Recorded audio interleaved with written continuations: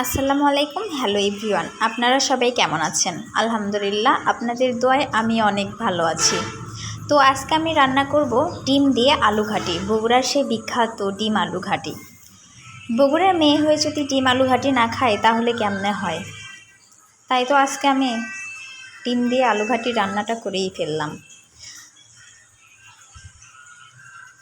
আমাদের বগুড়াতে যদি কারো বাসায় বাজার না থাকে তো শর্টকাট এই ডিম দিয়ে আলু ঘাটি প্রায় সবাই খায়। তো আমিও সেই কাজটাই করতেছি।